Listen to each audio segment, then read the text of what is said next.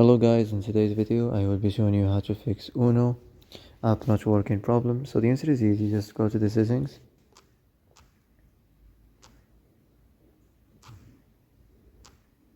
and then scroll down to the apps section and then go to the search and search Uno and then go to the storage, and here you will find this clear cache option. Click on it. Now you can go check it if it worked, and if it didn't you can try to restart your phone or turn the Wi-Fi off and on, or the Bluetooth or the airplane mode.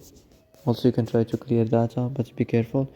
If you clear data, all these applications data will be deleted. This includes all files, the settings, the accounts, the databases, etc. So be careful if you want to clear your data.